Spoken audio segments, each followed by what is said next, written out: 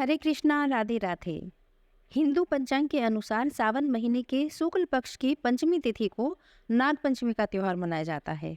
देश के कुछ हिस्सों में इस दिन भाई पंचमी का त्योहार भी मनाया जाता है।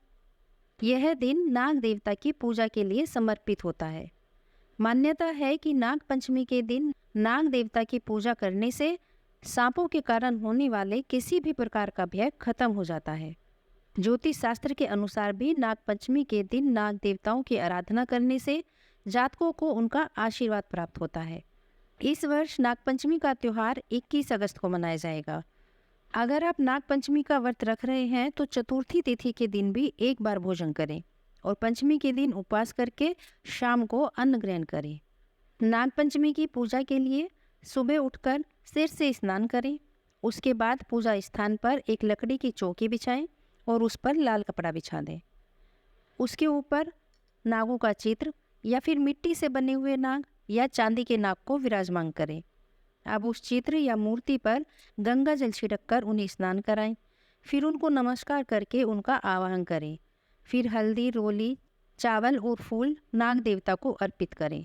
उसके बाद कच्चा दूध, घी और चीनी मिलाकर नाग देवता की मूर्ति को अर्पित करें। पूजा करने के बाद सब देवता की आरती उतारें। अंत में नाग पंचमी की कथा जरूर सुनें और इसी तरह से शाम को भी पूजा और आरती करें और उसके बाद एक समय भोजन ग्रहण करें। अब शुरू करते हैं नाग पंचमी की कहानी। अर्जुन के पुत्र परीक्षित के शासन काल में एक बार कलयुग ने छल से परीक्षित से स्वर्ण में रहने का स्थान मांग लिया, जिसके फलस्वरूप एक दिन उदास मन से राजा परीक्षित शिकार के लिए जंगल गए। शिकार खेलते खेलते वह ऋषि शमीक के आश्रम से होकर गुजरे। ऋषि शमीक उस समय ध्यान में बैठे हुए थे। उन्होंने राजा की ओर ध्यान नहीं दिया और उसी समय राजा के सिर पर सोने के मुकुट में बैठे हुए कलयुग ने अपना असर दिखाया, जिसकी वजह से राजा परीक्षित ने क्रोध में आकर ऋषि के गले में एक मरा हुआ सांप डाल दिया। और ठीक उसी समय वहां पर शमीक ऋषि के पुत्र आ गए।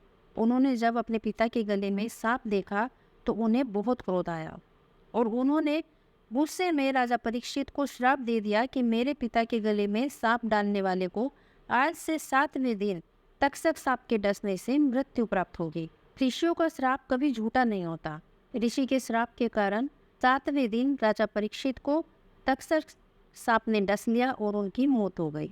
राजा परीक्षित की मृत्यु के बाद उनका पुत्र जन्मेजय हस्तिनापुर की गद्दी पर बैठा। जन्मेजय पांडव वंश का आखिरी राजा था। जिस समय राजा परीक्षित की मृत्यु हुई उस समय जन्मेजय की आयु कम थी। कुछ बड़ा होने पर जब जन्मेजय को पता चला कि उसके पिता की मौत एक सांप के डसने के कारण हुई थी तो उन्होंने धरती से सभी सांपों का सर्वनाश करने का प्रण ले लिया और अपने इसी प्रण को पूरा करने के लिए जन्मेजय ने सर्पमेघ यज्ञ का आयोजन किया। इस यज्ञ के प्रभाव से ब्रह्मांड में जितने भी सांप थे वह सारे सांप हवन कुंड में आकर गिरने लगे। जैसे जैसे मंत्र उच्चारण हो रहे थे वैसे वैसे एक एक सांप स्वयं ही आकर उस हवन कुंड में गिर रहा था। लेकिन सांपों का राजा तक्षक, जिसके काटने से परीक्षित की मौत हुई थी, अपने आप को बचाने के लिए सूर्यदेव के रथ से लिपट गया।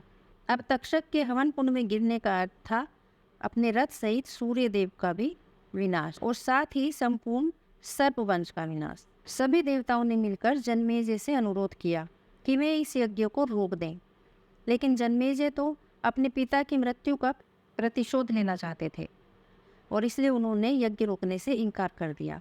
तब सभी देवताओं ने मिलकर आस्तिक मुनि से प्रार्थना की।